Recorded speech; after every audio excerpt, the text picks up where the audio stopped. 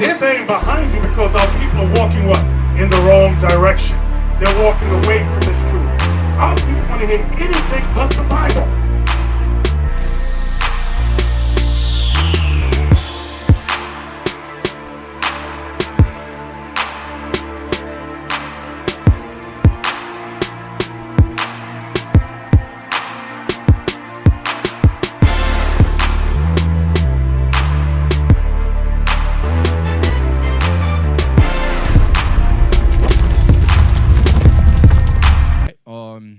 You could title this a peculiar people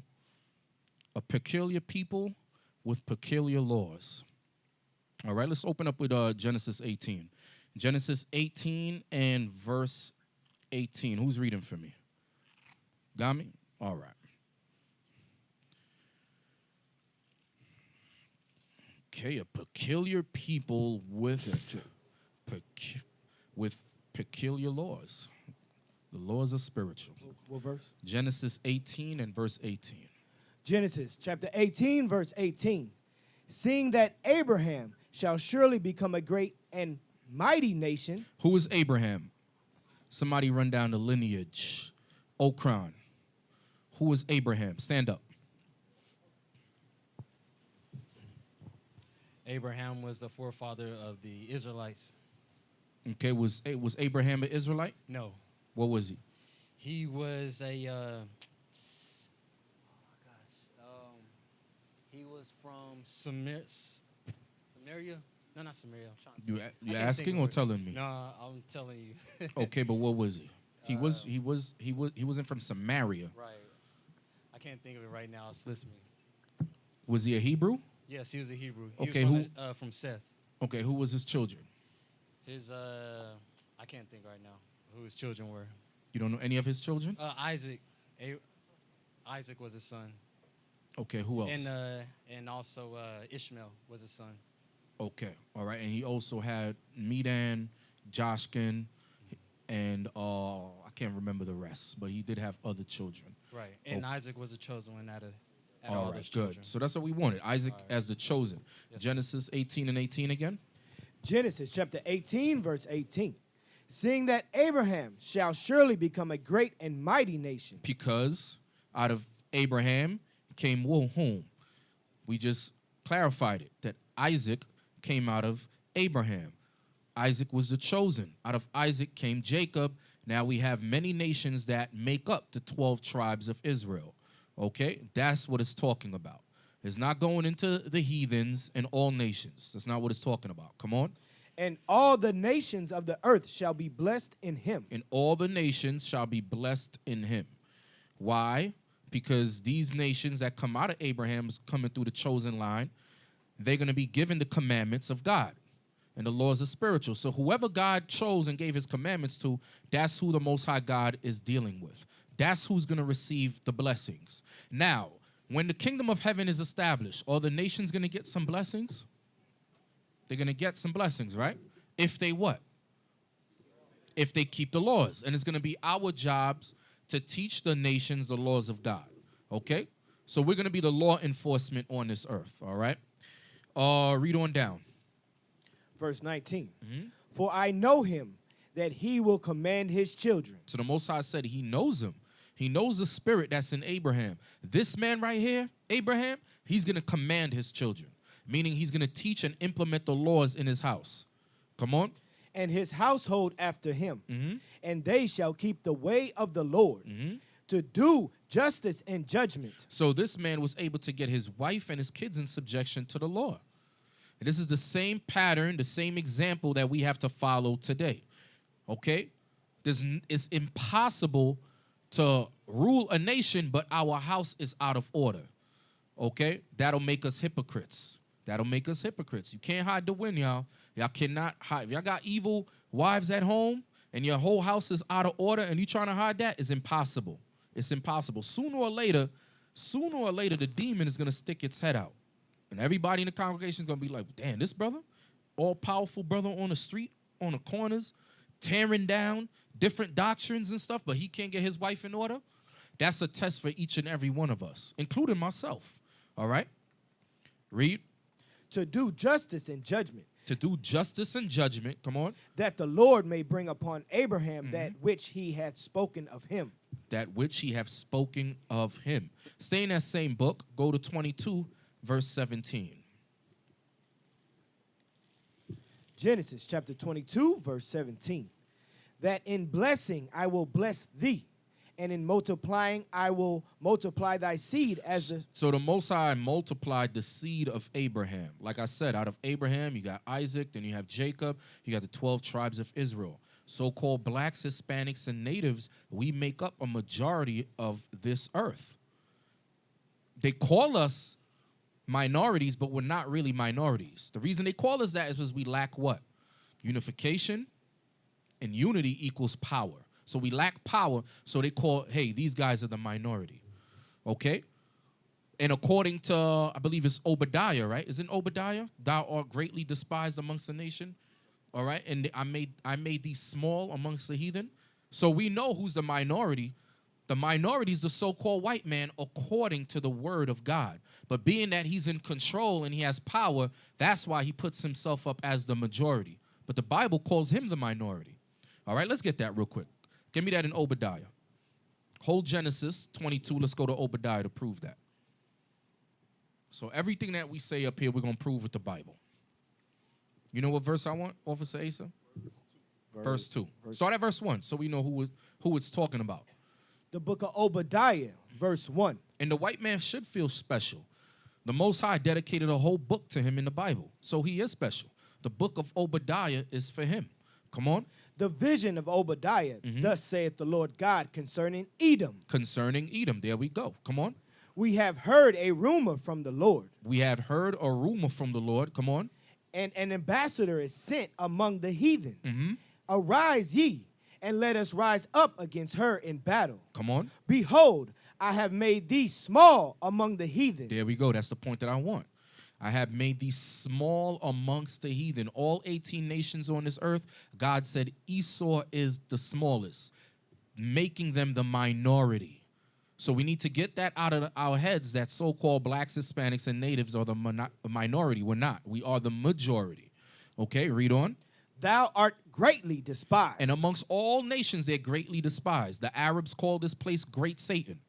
And when they call America Great Satan, they're not calling the land itself. They're talking about those in power who inhabit the land, meaning Esau, the so-called white man. Okay? Okay, you could drop that. Go back to Genesis. Genesis 22. Genesis chapter 22, verse 17. That in blessing I will bless thee, and in multiplying I will multiply thy seed as the stars of the heaven. Now, get me that in Jeremiah. Get me that in Jeremiah about the stars of heaven to show who it's talking about. That's why Christianity is a joke. If you're Christianity, you smoke, it's worse than crack. You're better off smoking crack, okay, than being in Christianity. Christianity would say the stars of heaven is talking about all nations because nations come out of Abraham. No, it's not. It's talking about Israel. It's talking about Israel, all right? You know what I want? Okay. Come on. The book of Jeremiah, chapter 31 and verse 35. Thus saith the Lord, which giveth the sun for a light by day, and the ordinances of the moon and of the stars for a light by night, which divideth the sea when the waves thereof roar. The Lord of hosts is his name. Verse 36. If those ordinances depart from before me, saith the Lord, then the seed of Israel also shall cease from being a nation before me forever. So the Most High was comparing the abundance of Israel to the stars of heaven. Okay? And there's another verse where he compares them to the sand of the sea. Is that the same chapter? Hosea 1 and 10. Get that. So that's the precept right there to let you know exactly who it is talking about. It's not talking about everybody under the sun. All right? Hosea chapter 1 and verse 10. Yet the number of the children of Israel shall be as the sand of the sea. You hear that? The number of the children of Israel shall be as the sand of the sea. Can you count the sand of the sea? It is impossible. I don't care what instruments, what devices Esau comes up with, that is something he'll never be able to do. It's impossible. So the Most High said the children of Israel shall be as the sand of the sea. Go back to Genesis. Genesis 22, verse 18 again. Genesis- I'm sorry, verse 17. The book of Genesis, chapter 22, verse 17. That in blessing I will bless thee, and in multiplying I will multiply thy seed as the stars of the heaven, and as the sand which is upon the seashore. Israel, come on. And thy seed shall possess the gate of his enemies. The gate of his enemies. So if we're all one in Jesus, why does the Bible always say enemies, enemies, enemies? It's redundant. The Bible always speaks about enemies. The children of Israel, we have enemies. Stop thinking these other nations are your friends. Okay? Not just Esau, not just the so-called white man, but all the other nations. They exploit you. They'll befriend you to exploit you for your resources, but that's it. They're not trying to help you with your condition unless it's a benefit for them. That's the only time they'll help you, unless it's a benefit for them. All right? Get me Nehemiah 5, verse 9. Nehemiah 5, verse 9. Because the Bible says enemies. Even when we go to the New Testament, in the book of Luke, it says enemies. In the Luke, the first chapter. Come on. Nehemiah chapter 5 and verse 9. Also I said, it is not good that ye do. Ought ye not to walk in the fear of our God because of the reproach of the heathen, our enemies? You hear that? So the heathen, which means nations, that's all it means. In the Hebrew is goy. Goy means heathen. Goyim means heathens with a plural. So the Bible is letting us know that the heathens, the other nations, are your enemies. Listen to God for once in your life. Okay? You won't get smacked upside the head with a broomstick in some nail salon. Okay? The heathens are your enemies, and they have to be treated as such. Okay? Come on. Back to Genesis 22, 17 and 18. Read it again. 22 verse 18. And in thy seed shall all the nations of the earth be blessed, Israel. because thou hast obeyed my voice. Verse 19. So Abraham returned unto his young men, and they rose up and went together to Beersheba, and Abraham dwelt in Beersheba. Now get me Genesis 27 and verse 29. The book of Genesis, chapter 27 and verse 29. Let people serve thee, and nations bow down to thee. So this was the blessing that was supposed to be bestowed upon Abraham's seed, the children of Israel. God is saying, I'm going to let people serve thee. Right? This is through Jacob. This is through Jacob. Let people serve thee. And read it again. Let people serve thee, and nations bow down to thee. Be Lord over thy brethren, and let thy mother's son bow down to thee. See, the same promise that was promised to Abraham was given to Isaac and then given to Jacob. Read that again one more time. Genesis 27, verse 29. Let people serve thee, and nations bow down to thee. Be Lord over thy brethren, and let thy mother's son bow down to thee. Cursed be every one that curseth thee, and blessed be he that blesseth thee. Notice verse 28. What it says about the dew of heaven and the fatness of the earth and the plenty of corn and wine. Who has that now? That's Esau. He hijacked our birthright. Why? Because of sin.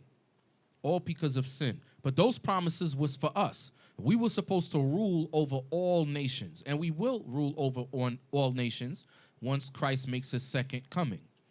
Okay? Give me Genesis 32. Stay in the same book, Genesis 32.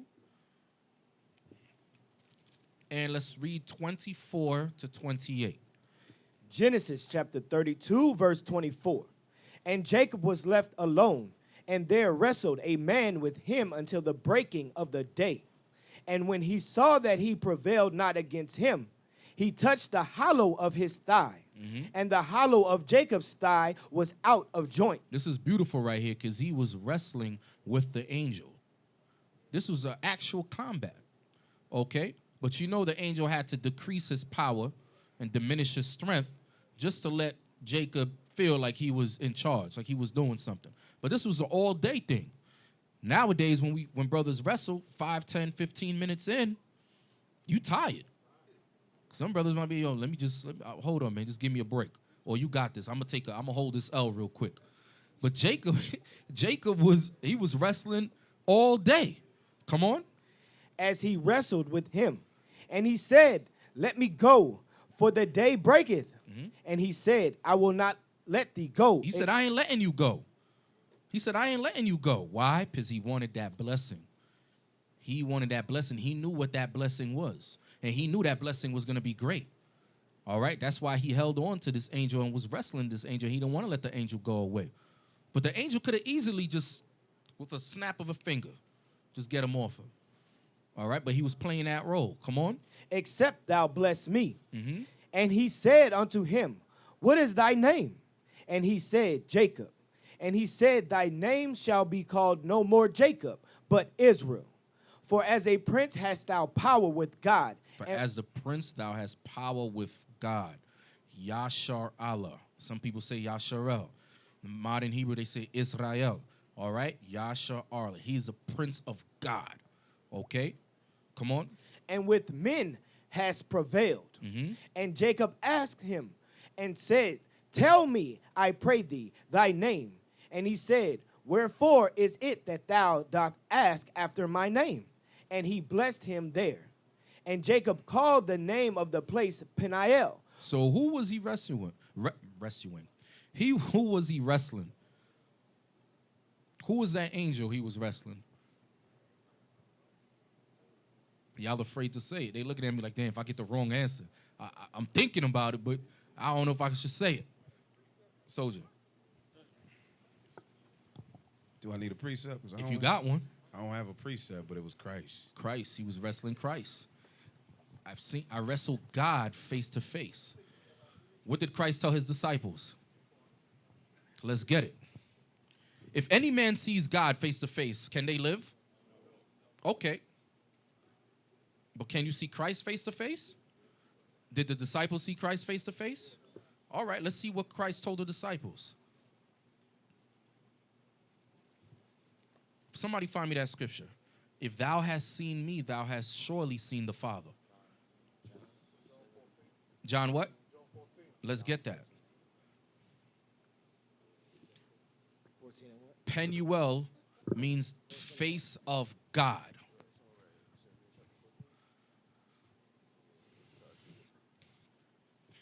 The book of St. John, chapter 14 and verse 10. Believest thou not that I am in the Father, and the Father in me? The words that I speak unto you, I speak not of myself, but the Father that dwelleth in me, he doeth the works. Is that it? Come on. Verse 9. Which one? Verse 7. If he had known me. Start at verse 6. St. John chapter 14, verse 6. Jesus saith unto him, I am the way, the truth, and the life. No man cometh unto the Father but by me. Verse 7. If ye had known me, ye should have known my Father also. And from henceforth ye know him and seen him. Jesus and Christ. have seen him. Okay, go ahead. Come on, man. Let's go. Verse 9. Jesus saith unto him, have I been so long time with you, and yet hast thou not known me, Philip? He that hath seen me hath seen the Father. He that hath seen me has seen the Father, because the Son resembles the Father. The Most High God, Christ was the first spirit created. Christ was the first created.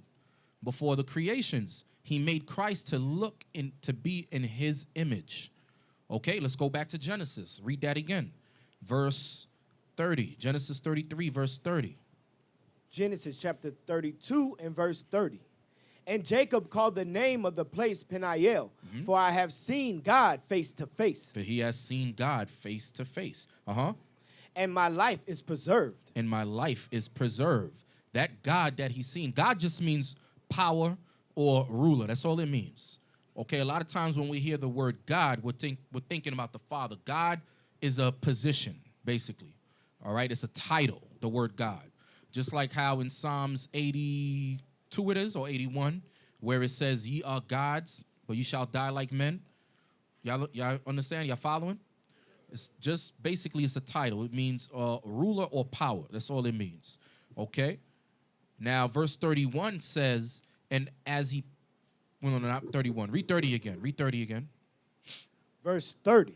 And Jacob called the name of the place Peniel, for I have seen God face to face, and my life is preserved. And we know that the Bible doesn't contradict itself. The Bible says no man can live if he sees God. That's why he told Moses, I'm going to walk by you. I'm going to put my hand over your eye. And as I walk past you, I'm going to drop my hand and you're going to see my back parts. Because any man that sees the Father dies. So that's how we know that this is talking about Christ. This angel right here. Okay? Deuteronomy.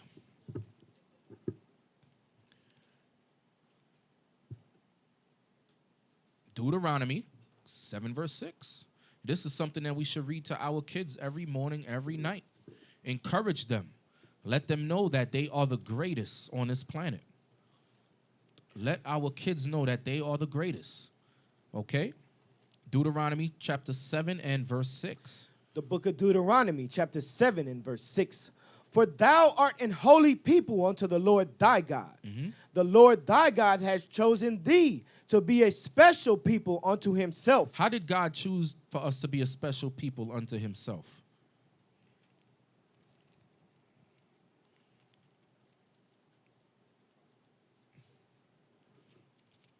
One brother, go ahead.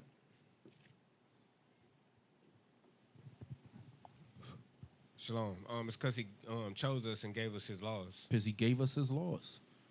Give me Exodus 19, verse 5. Exodus 19, verse 5 and 6. Chose us, gave us his laws. The only nation he knew was us. God was only dealing with the nation of Israel. Therefore, that act alone just makes us special. Come on. Exodus chapter 19 and verse 5. Now therefore, if ye will obey my voice indeed, and keep my covenant, then ye shall be a peculiar treasure unto me above all people, for all the earth is mine. So the whole earth is the Most High, but he chose this particular people for this particular job, for that particular service. And he made us special unto him. Read. Verse 6, and ye shall be unto me a kingdom of priests and an holy nation. And a holy nation. Come on. These are the words which thou shalt speak unto the children of Israel. And there it goes. Close it out right there. It tells you exactly who it was speaking to, the children of Israel. Now, what makes us holy as a people, brothers? The laws. Now, you got to ask yourself why. Why does the laws make us holy? And what does the word holy mean? Larry. Brother Larry in the back.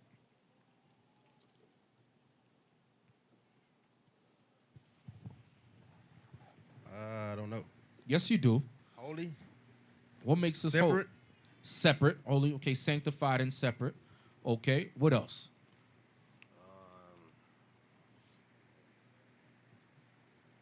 I'm not sure. All right, somebody help him out. Javier.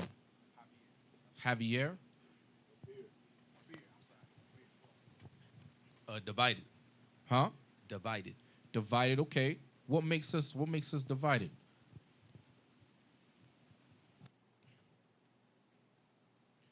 Right back to Larry. The law. The laws of God. It's real simple. It's not trick questions. The laws. The laws is what makes us special.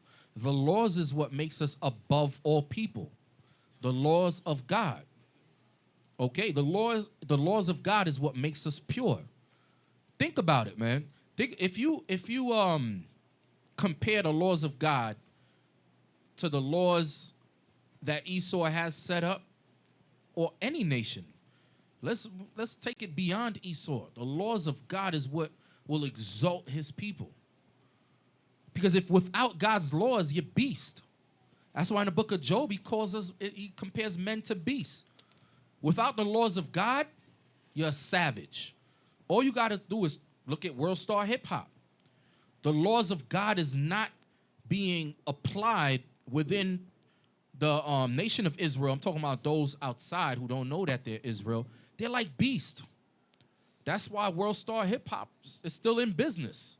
Even though the owner passed away, the man who started it is still in business, still getting fluctuating a lot of traffic Because these nations love to go over there and just mock us and watch us run up and down and act stupid.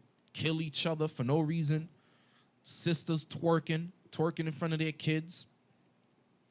Why? Because we're acting like beasts without the laws of God. And many of our people, we enjoy that. We enjoy world star hip hop. But God lets us know that without his laws, we're like beasts. We're scavengers. We're animals. And God is trying to call us up out of that because that's not what he created us to be. In Exodus 19, he says he created us to be a holy people, a peculiar people, a special people, a nation of kings and priests. Okay? Go ahead. I want to give y'all another precept for us being peculiar and what makes us peculiar. Get Wisdom of Solomon, chapter 19, verse 6. You jumped the gun, but go ahead. Okay, no. Go ahead. No, go ahead. Go ahead. Bring it out. You sure? Yeah. Go ahead. I'll go back to it anyway. Okay. Go ahead. Wisdom of Solomon, chapter 19, verse 6. Peculiar means odd, strange, an enigma, a mystery, something odd. To the nations, guess what? Two men having sex, the whole room smelling like doo-doo, that's good to them. They don't see nothing wrong with that. But to God, that's odd. That's why the Most High says, man shall not lie with mankind. Okay? Leviticus 11, us not eating pork and so forth. To the other nations, that's nothing. You go to out here in Dallas, all these barbecue spots. You can go get smoked ribs and so forth. To them, that's nothing. When you tell them, no, I don't eat pork, they look at you like, They look at you weird. Like we're strange. They're the strange ones. But the law says that is peculiar. Peculiar means odd, strange. Okay, come on. Wisdom of Solomon, chapter 19 and verse 6. For the whole creature in his proper kind was fashioned. When it says the whole creature, it's not talking about all nations. The whole creature is talking about who? It's talking about the Israelites. Come on. For the whole creature in his proper kind was fashioned again anew. Meaning born again. Come on. Serving the peculiar commandments. The peculiar what? Commandments. The peculiar commandments. That's what makes us separate, sanctified, set apart from all the other nations. We're the ones that is not eating dog and cat and rat and all other men of abominations. If you ever get a chance to go to China to visit or whatever, man, they sell dogs on the street, cats, rats. They even took it as far as rats. They chop the tail off, the feet, the arms, the head. Now you just got a big ball of meat. You don't know if it's chicken breasts. So when you eating General Tso's chicken, you getting General Tso's rat. But to them, that's tasty to them. It's good to them. To us, we're looking at it like, hell nah. God forbids that. But to them, they have a saying in China, all right? Because I used to have a Chinese client back in New York with the work that I used to do. He told me they have a saying. If it has 4 legs and its back points towards the heavens, it's good to eat. That was the saying that they had. That's everything, exactly. They eat everything. Damn walking toilet bowl. They eat everything, man. They eat everything. But God says because we have peculiar laws, we're not supposed to do that. That's where you get Leviticus 11. We have a dietary code because God wants his holy people to eat holy things, things that's not going to corrupt your body. So you're not going to get all these man of diseases, gout, high blood pressure, diabetes. These are the things that we suffer from because we disobey God's laws. Everything, when it comes to God's laws, there's a cause and there's an effect, brothers and sisters. There's a cause and there is an effect, okay? There's a penalty for breaking God's laws, all right? Let's get, did you finish Deuteronomy 7, verse 6? No, sir. Read it. Deuteronomy chapter 7, verse 6. For thou art an holy people unto the Lord thy God. The Lord thy God hath chosen thee to be a special people unto himself, above all people that are upon the face of the earth. You hear that? So just because we got God's laws makes us above all people. Not equal to, not under, not subordinate, but superior. Okay? We are the superior ones. And each and every one of you brothers in here, from the youngest to the oldest, that's something that we have to instill in ourselves and instill in the youth. That little Caucasian boy in class, Your children are above that. Okay? The little Moabite heathen in the class, guess what? Your children are above that because the laws of God was given to us. We are God's chosen, and we must walk as such. All right? You already went over Wisdom of Solomon, right? Give me Deuteronomy 14, verse 2. Deuteronomy chapter 14, verse 2. The book of Deuteronomy, chapter 14 and verse 2. For thou art an holy people unto the Lord thy God. There we go again. The Bible's redundant. Every book, although you have some books where the Most High is cursing us out and calling us evil, sottish children, comparing us to a donkey and an ox, he comes around and says, you are holy people. You're supposed to be a special people unto me. Come on. For thou art an holy people unto the Lord thy God. And the Lord hath chosen thee to be a peculiar people unto himself, above all the nations that are upon the face of the earth. And that's something that the other nations understand until now. That's why they know the importance of these people keeping God's laws. That's what they go out of their wits to make sure they put stumbling blocks in front of the children of Israel and sin. Because as long as we're in sin, God is not going to fight for us. And they understand that. That's where Psalms 83 comes in. Let us come together and cut them off from being a nation. Take away their identity, take away their laws. The other nations understood that. Let's prove that. Give me the book of Esther. Let's go to Esau himself. Go to Esther. Give me chapter 3, verse 8. So we have peculiar commandments, special commandments that separate us from the heathens. And that is something that they know. That's why they pervert the Bible.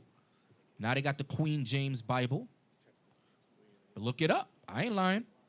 I'm not sensationalizing anything. They got the Queen James Bible, where they try to justify homosexuality. Okay? That's why your President Obama came into office and Esau used him to do his job. What is he known for? Although he passed other laws, he's known for what? Legalizing homosexuality that many blacks and Hispanics are flocking to. Okay? Come on, let's get that. Esther chapter 3. Esther chapter 3 and verse 8.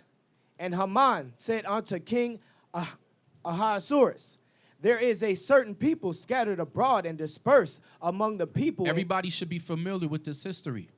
This is during what captivity? Persian. Very good. Come on.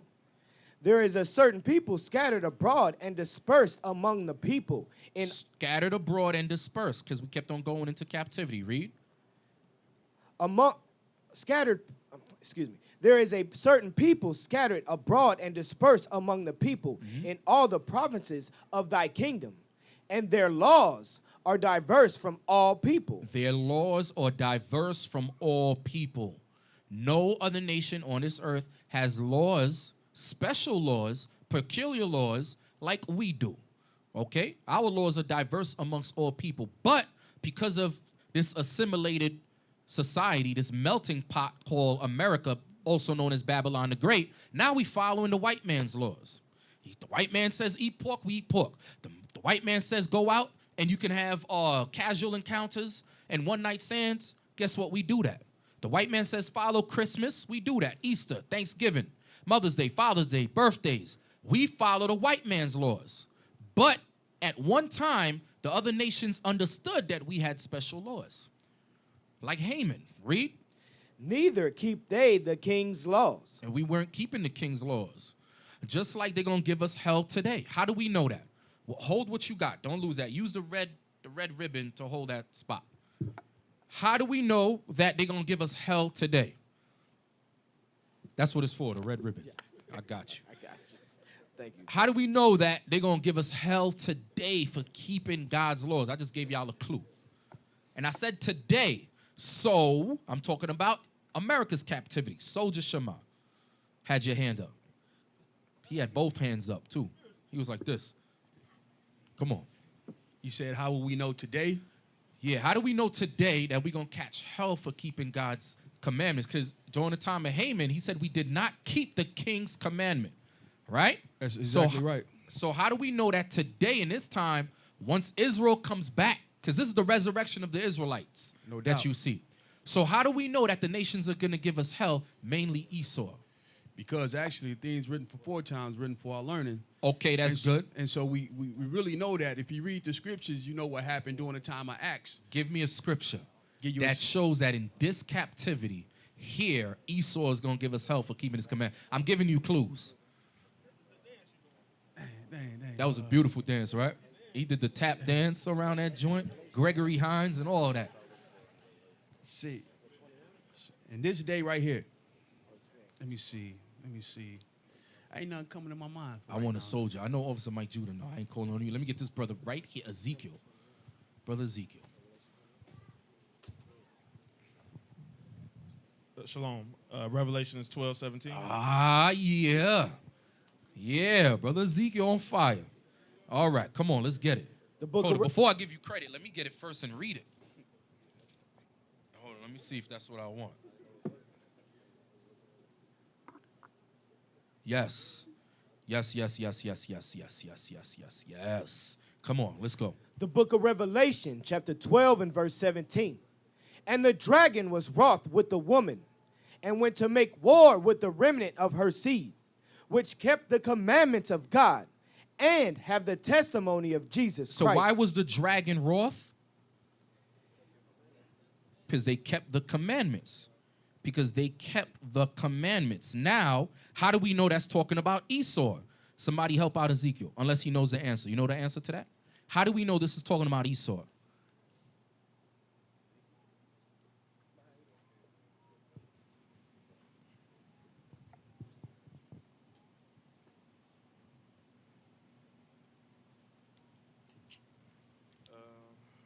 Shoot, I can't find a verse right now. Yes, but you it's, do. You can go to the beginning. You can find it. Think. Stay in that same chapter. Remember, it's broken down by chapters, but when John the Revelator was writing it, there was no chapter 11, chapter 12. He just kept on writing like a long novel. At verse 4, it says, "And his tail drew the third part of Before the stars." that, my question to you, Brother Ezekiel, is how can you show me that this same dragon in verse 17 is talking about Esau?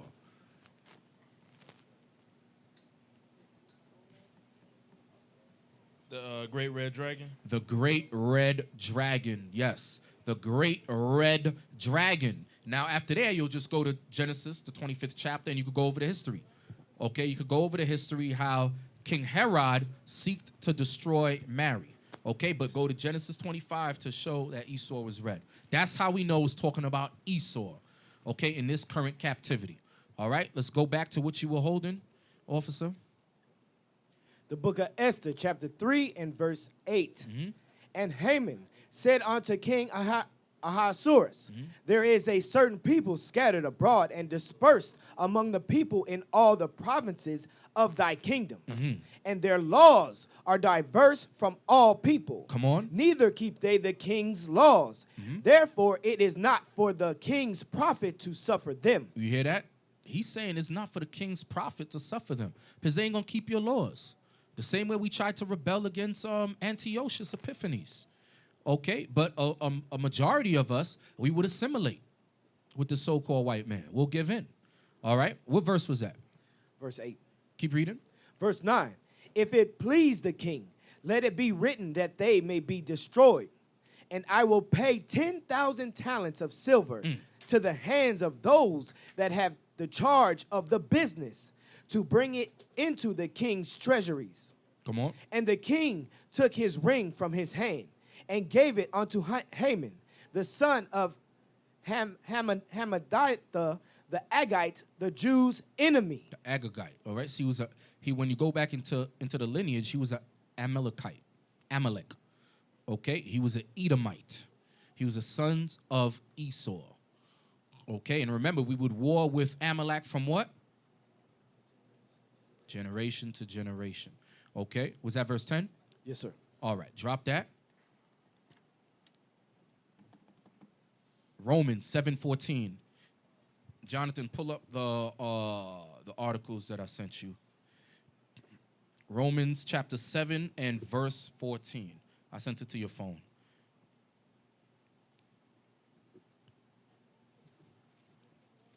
pull up the one called the power of linen.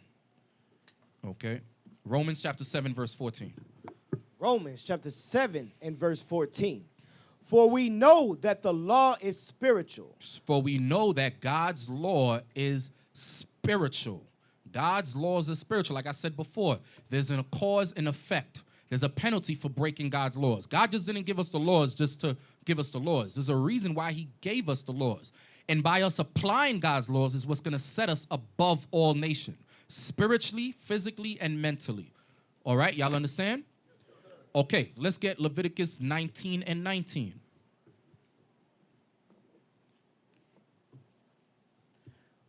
The book of Leviticus, chapter 19, verse 19. Mm-hmm. Ye shall keep my statutes. Thou shalt not let thy cattle... Actually, not that. Don't get that yet. I'm sorry. Get Ezekiel 44, 17 and 18. Ezekiel chapter 44, verse 17 to 18.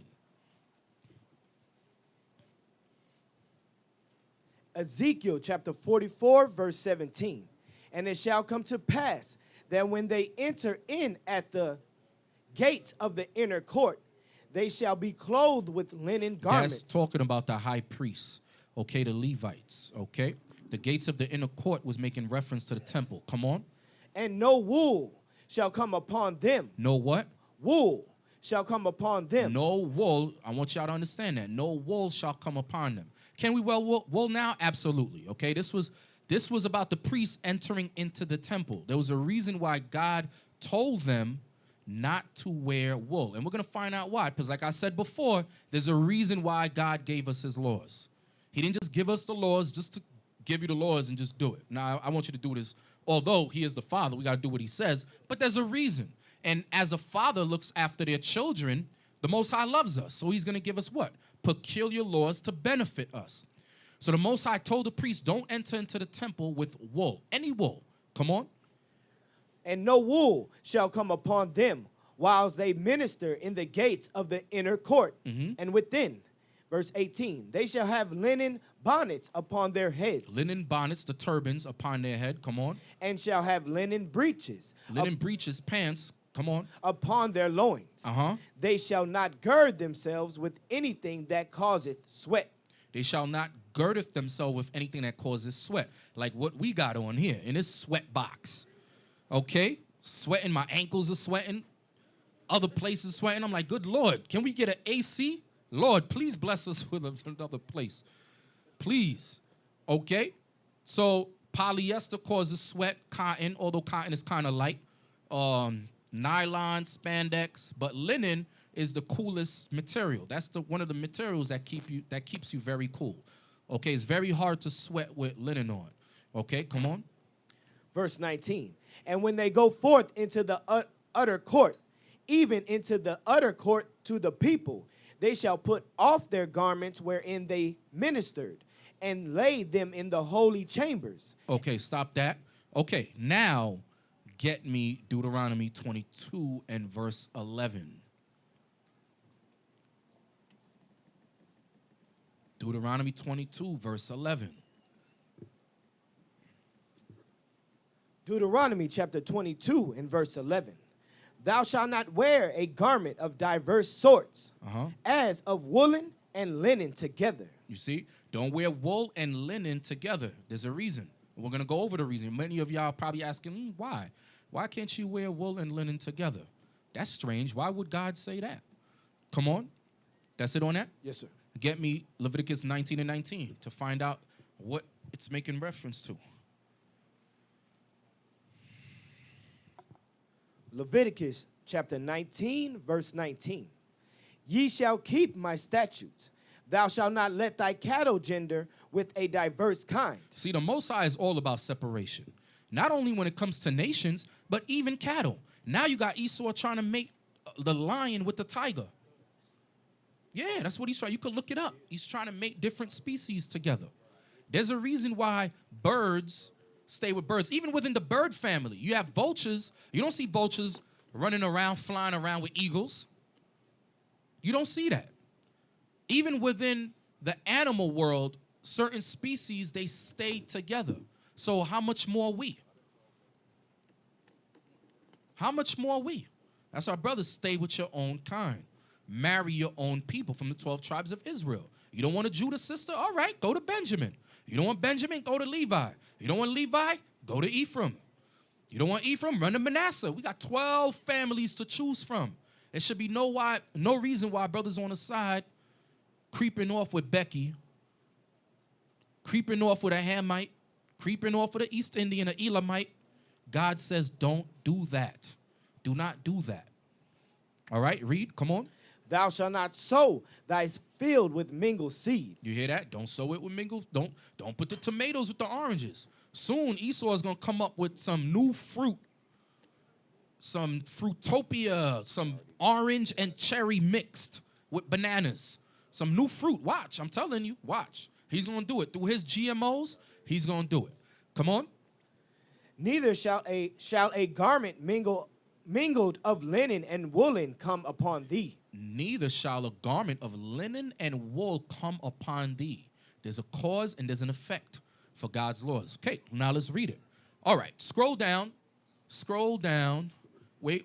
Let's start right there. Lemuel, you going to read for me? All right, start from where it says linen. Linen. No.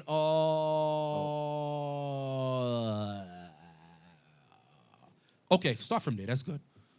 In the orange. Yeah, that's good. Linen and wool both have distinct frequencies, and science clearly tells us that when you put... Now, many of y'all probably... Why is it saying frequencies? Who would know? Anybody? Frequencies? Y'all probably like, what? Frequency? What are that talking about? You could turn it off, turn it on? What is it talking about? Soldier.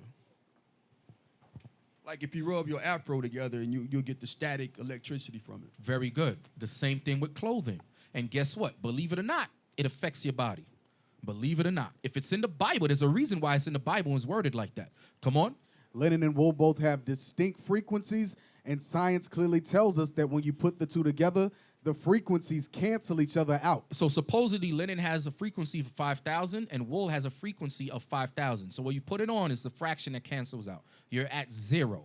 Okay, come on. It's kind of like God is smarter than we are, and already knew that. God is smarter than we are. Get me Baruch. It's not kind of. Esau's the damn devil. It's kind of. Of course he's smarter than you. He's a creator. Get me Baruch. He found all the ways of knowledge and gave it to Jacob. What is that? Baruch 4:1 or 3:36? Baruch chapter 3, verse 36. He hath found out all the way of knowledge and hath given it unto Jacob his servant. All the ways of knowledge is not only making reference to the laws of God, but it's talking about everything. That's why our forefather Abraham knew math, knew science. That's how our forefather Joseph knew all the ways of science and all the ways of math over there in Egypt. The Most High said he found all the ways of knowledge and gave it to Jacob. Come on, back to this article. And already knew that, and therefore knew what he was talking about when he instructed such in Leviticus 19:19 and Deuteronomy 22:11. Come on. Linen has great properties, and many people attest to its healing benefits. Not only holistic doctors, but other people too. Come on. It is surely expensive, but my wife has scored some wonderful finds at places like Goodwill for just a few bucks. All right, scroll down. Start right there where it says linen. Linen is the strongest of all the vegetable fibers, with 2 to 3 times the strength of cotton. It is lint-free and gets softer the more it is washed. It can gain up to 20% moisture without feeling damp. It resists dirt and stains and is strong and durable. That's why the Most High said what? What did he tell the priests about the linen? He said, do not wear anything that what? Causes sweat. That causes sweat. So right here, it tells you it can what? The moisture, lint-free and gets softer the more it's washed. It can gain up to 20% moisture without feeling damp. Come on. It resists dirt and stains and is strong and durable. When the Tutankhamun tomb was opened, the ancient linen then curtains were found fully intact. Come on, keep reading. Flax is an annual of the plant family Linaceae. There are over 200 varieties of flax plants that, depending on the regional conditions and climate, flax blooms in clusters of 5 petaled flowers that open up at dawn and close and fall at around noon when heat sets in. Each flower blooms for only a few hours. The various colors that flax are found in are blue, violet, scarlet, and white flowers. Okay, read that. Researchers found that one will fall asleep faster, sleep deeper, and wake up in a better mood after sleeping in and on linen. Now, some of y'all probably still have doubt, although the scriptures talk about it and we're reading it right here in this article. How many of y'all are in the medical field? Brothers, MD right here, sisters. I know we got some RNs in the body.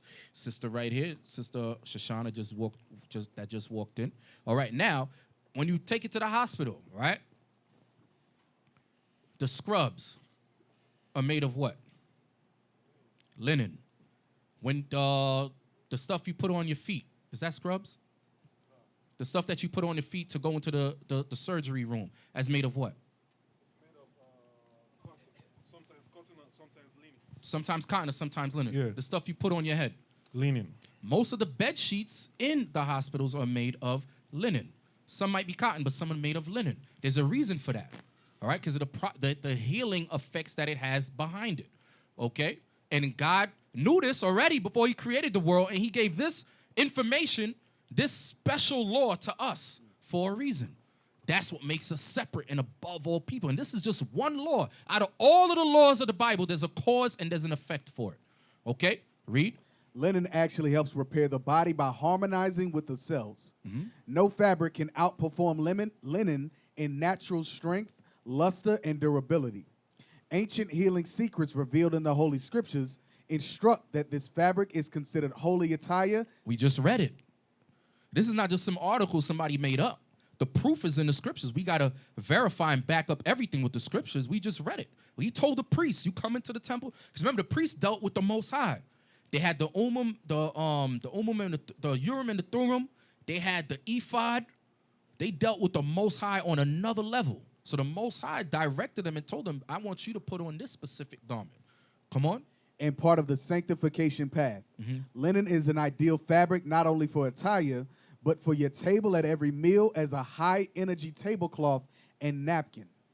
Flax fabric is an excellent filter protecting against chemical exposure, noise, and dust. Come on. Linen clothing reduces solar gamma radiation by almost half, thereby protecting humans wearing linen.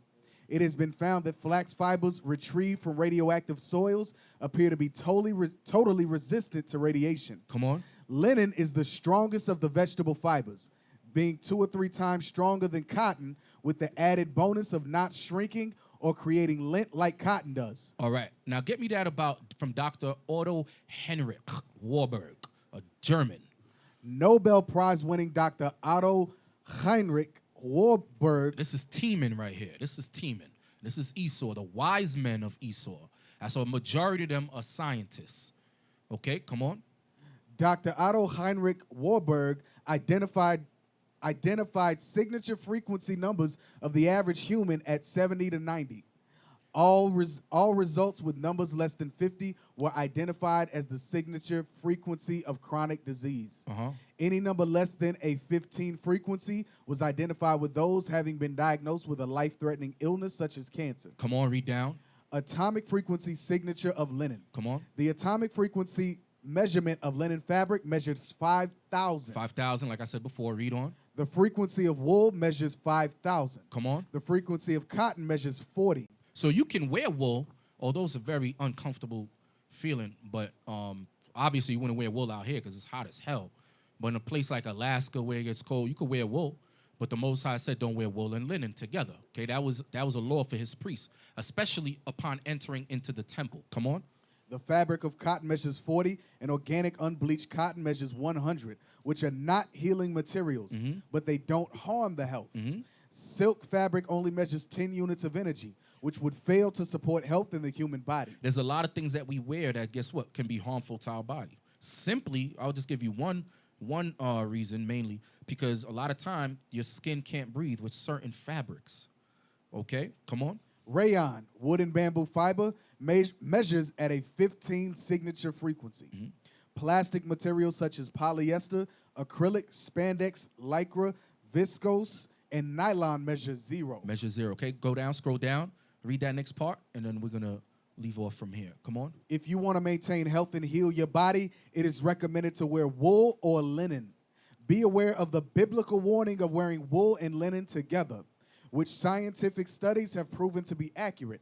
The energy of these two fabrics worn together collapsed the electrical field. And we have that in our body. That's what keeps our heart beating, whether you believe it or not. That's why when you, how do you call it, when you flatline, what's that machine? I forgot that. What's the name? That's why they use that to bring you back. That's all electricity in there. That's why we give off something called static friction, or whatever the hell they call it. All right? Because we have electricity pulses that runs through our body. Okay? Y'all can read that on your own time. This is a great, great, great article. Great article. All right? Okay? Drop that. Get me... And there was actually a test that they used for farming, for agriculture, to come up with the different frequencies. That scientist that we, Dr. Otto, they came up with some machine. It was used for farming, and then they eventually used it to test fabric and stuff. That's why they was able to measure out the different frequencies. Okay? Get me Leviticus 17. Let's go to the next article. Okay? We're just going to touch up on a few laws. All right, then we're going to go into the feasts, all right? I know brothers and sisters got to work early tomorrow morning, so I ain't going to hold y'all too long. But I wanted to show y'all the importance of keeping God's laws and the cause and effect. There's a reason why the Most High gave us these peculiar laws, okay? We just read one. Now get me the article that I sent you on about the steak, the eating of steak, raw meat.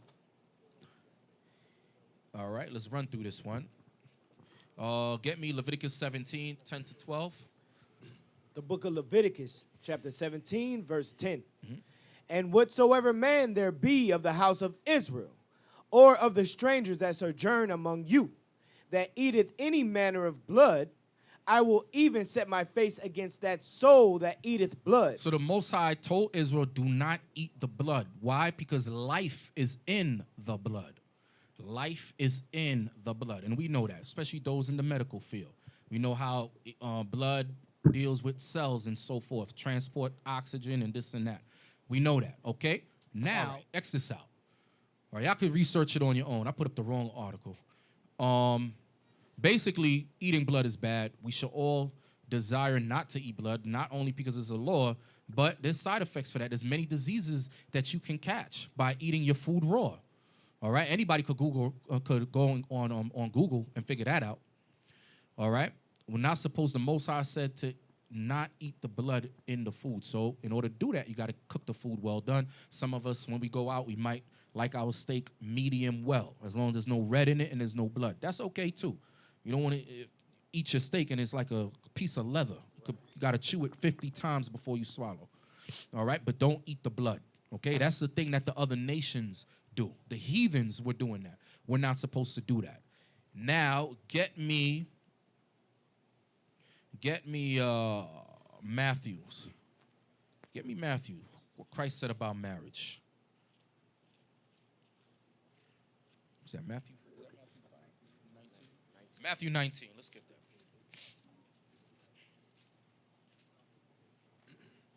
The book of Matthew, what verse? Verse 5. The book of Matthew, chapter 19, verse 5. And said, for this cause shall a man leave father and mother, and shall cleave to his wife, and they twain shall be one flesh. So, their twain shall be one flesh. So when you marry a sister and then you lay with her, and that's marriage, we know that. Guess what? That's one flesh. One flesh. One flesh. So sisters, every man that you lay with, we know that in this when you come into the truth, you're a new creature in Christ. Old things are passed away. However, in the world, for our brothers and sisters, guess what? That man's spirit is still on you. That man's spirit is still on you. Whether he shot his seed on you or in you, his energy is still in you. That man is in you. And there's a reason why it says the two shall become one flesh. Now, let's read it. Get me the one from New Scientist. That's why a lot of times when, mainly women, I have to talk about the woman, not the man. Mainly when the spouse is cheating, committing adultery, you'll be able to know. Because there's things that she starts to do. Her patterns change. She starts to act like the man that's putting that seed in her outside of her husband. And it's all confusion. Why? Because she got all different kind of personalities and spirits in her. It always happens. Never seems to fail. All right? It says semen, sperm, seed has controlling power over female genes and behavior. Scroll down, please. Start right there. There's more to semen than sperm in many animals. Come on. Seminal fluid alters both the bodies and sometimes even the behavior of females. Now it's going into animals, because you know Esau always starts with experiments with animals and then slowly he progresses to humans. Come on. Human semen too triggers changes in the uterus and might have wider effects on women aimed at just one goal. That's why they tell you when you have sex when a woman is pregnant, it may cause her cervix to dilate. All right? Am I correct on that, Sister Shoshana? All right? It may cause her, because there's something inside of the sperm, some chemical or whatever within the semen that will cause the cervix to dilate. Come on. It's all about maximizing the chances of the male reproducing, says Sarah Robertson of the University of Adelaide in Australia. Come on. The effects are most striking in fruit flies. Come on, they always got to start with animals first. Come on. Seminal fluid can make the females eat more, lay more eggs, and be less receptive to other males. Come on. Now a team led by Tracy Chapman at the University of East Anglia in Norwich, UK, has found that male fruit flies selectively alter the chemical makeup of their seminal fluid. In the presence of rivals, the males produce more seminal proteins. It came as a surprise, says Chapman. It's a sophisticated response to the social and sexual situation. Some of their findings were presented at the Society for Molecular Biology and Evolution Conference in Vienna, Austria, last week, including their discovery that one of these proteins is a master regulator of genes. Females exposed to it show a wide range of changes in gene expression. Come on. Chapman thinks this kind of seminal signaling is widespread in the animal world. The semen of people, pigs, and mice affects the female reproductive tract. And the question is whether it can also produce behavioral responses in female mammals similar to those seen in fruit flies. So the question is whether this can produce behavioral responses in female mammals similar to those seen in fruit flies. Scroll down. There have been claims that semen can do everything from making women sleepy after sex to strengthening the emotional bond with their partner. One 2002 study based on a survey of 300 students even found that women whose partners did not use condoms scored lower on a measure of depression. If that effect is real, depression in some people might be treatable with artificial semen suppositories. All right, it's Esau and his madness again. Scroll down again. Esau and his crazy madness. It's not clear whether any components of human semen get into the bloodstream. Right there, it's not clear. It's not clear whether any So they're not sure, but there's a possibility. Come on. It's not clear whether any components of human semen get into the bloodstream, but it could be possible, particularly for small molecules like hormones, says Robertson. She has shown that seminal fluid induces expression of a range of genes in the cervix. Come on. Including ones that affect the immune system, ovulation, Come on. the receptivity of the uterus lining to an embryo, and even the growth of the embryo itself. Now, this is just one. Get rid of this article. Get me the next one, the one with the thumbnail that I told you about. Yeah, just, are you able to put it up without the thumbnail showing?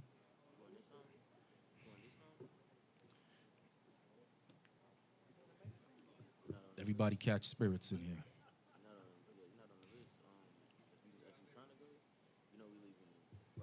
You got it? This is it? Okay. All right. Let's read that. Each time a man connects with a woman sexually and releases his life form energy within her, He leaves a The part of his life form energy is talking about sperm. Whether it goes in your mouth or your uterus, it's the same thing.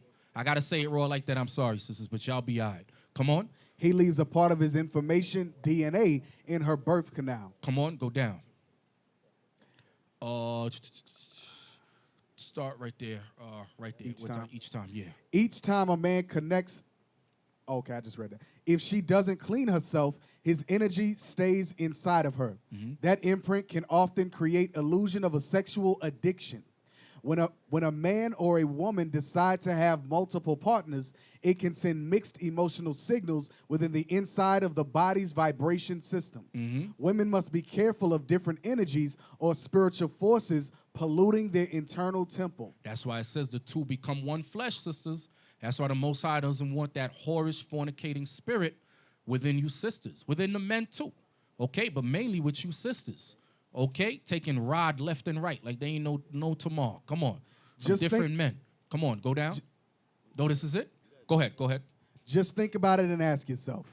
Ever wonder why they call it sexual intercourse? It's an internal course that unites man and woman, mind with mind, spirit with spirit, or energy with energy. Come on. This is something that a condom can't protect you against because energy is behind the elements of all flesh. There is no such thing as casual sex or friends with benefits. You hear that? Well, that's something we definitely don't want to hear in here. All right, come on. No. I don't think so. Intimate activity intricately intertwines the energies between two people. Sex creates a powerful exchange of sexual energy between those involved. Whether it be oral or regular sex. Come on. These connections, imprints, and debris are left upon the mind, soul, and spirit for a long time because they are not easily purged or cleansed. You hear that, sisters? It's not easily purged or cleansed. Come on. Casual sex with multiple partners can intertwine the energies and spirits of a lot of people into your own aura if they are not severed and cleansed. You become joined to every person with whom your partner has slept, as well as all the become joined to every person with whom your partner has slept. That's why it's an honor. It was an honor, especially during the biblical times when a brother took on a virgin. And the brother was also a virgin too, all right? Just to let y'all know, the brothers wasn't out just banging everybody. The brothers were virgins too, but it was a beautiful thing. It was an honor to have a virgin, okay? The two become one flesh, all right? She's undefiled, okay? You don't got to worry about Tyrone's spirit in her, Daquan's spirit in her, Ralph's spirit in her, on her, everywhere in her. Come on. As well as all the partners those people had. This type of soul clutter can be... Soul clutter. You hear that? Soul clutter. You hear those words, Amiel? Soul clutter. Come on. Can be felt by your partner's subconscious. Even if they are not completely in tune or aware of the extracurricular sexual activities, they still are able to... That's why the brothers sit back and like, oh, something ain't right, man. She acting different.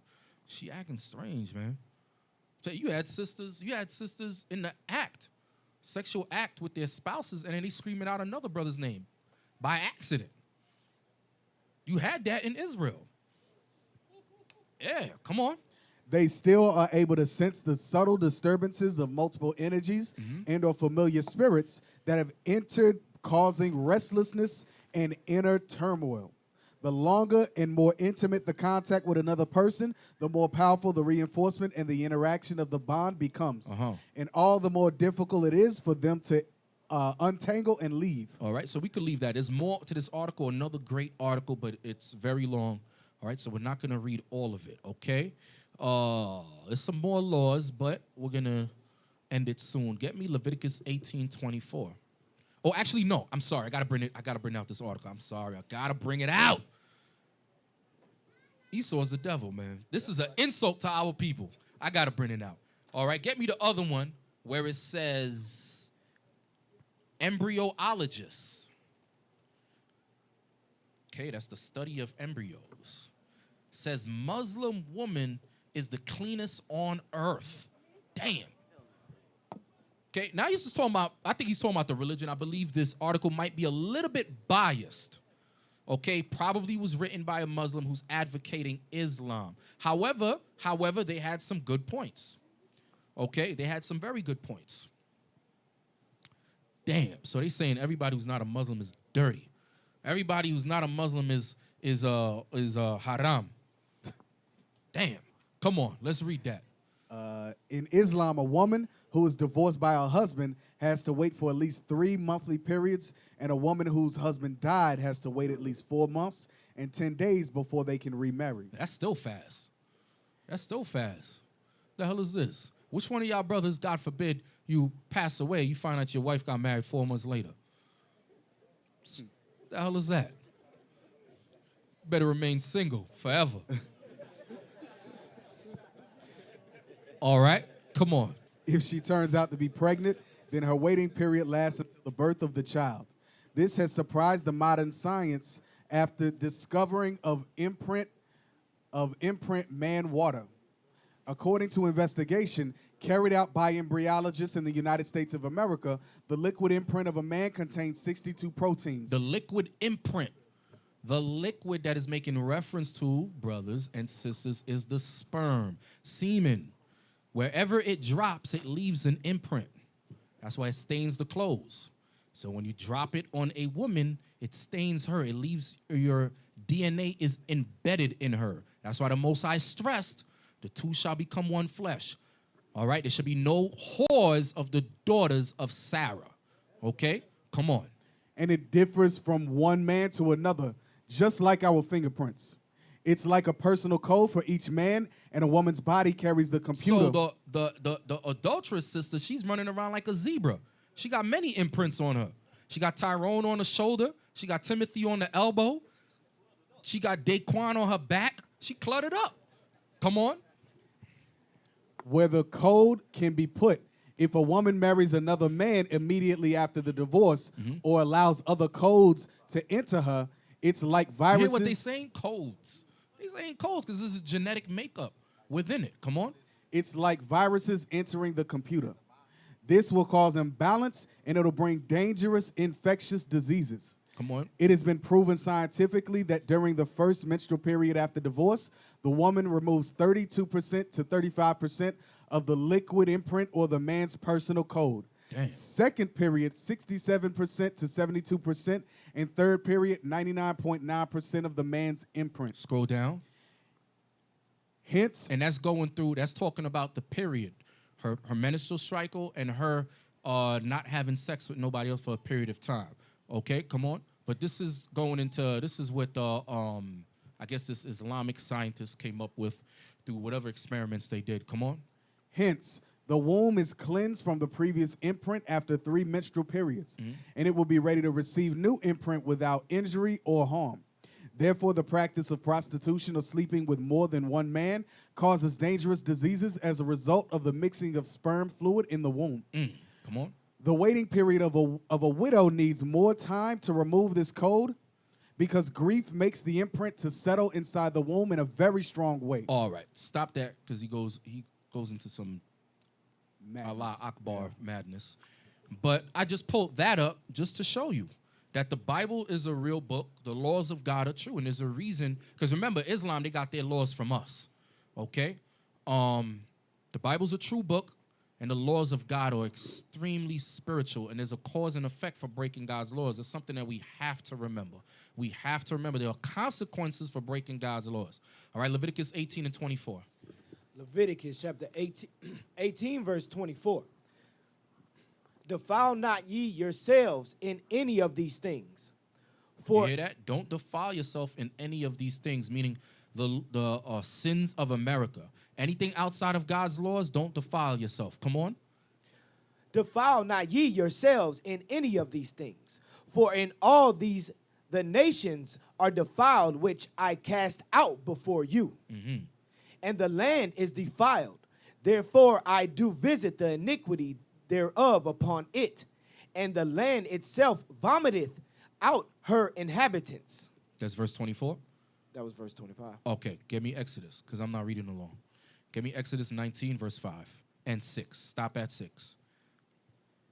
All right, so this is the conclusion of the matter right here. This is the conclusion of it. Come on. Exodus chapter 19, verse 5. Now therefore, if ye will obey my voice indeed, and keep my covenant, then ye shall be a peculiar treasure unto me above all people. You hear that? If we keep God's laws, we're going to be a peculiar treasure unto him above all people. Come on. For all the earth is mine. For all the earth is his. And the Most High wants to hand you the earth, just like he told Ezra in the 6th chapter. He made the earth for our sakes. But we have to do what? Keep the commandments. Keep the commandments of God. All right? Shalom. This is Bishop Nathaniel of Israel United in Christ. Please subscribe to our YouTube channels. Stay up to date with our latest events, music, and classroom lessons.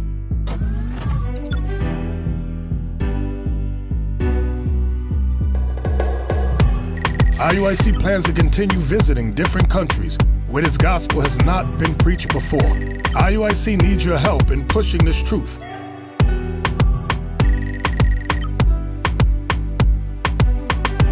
So join us. Subscribe to our Instagram, Facebook, Twitter, and podcast, and stay up to date with us.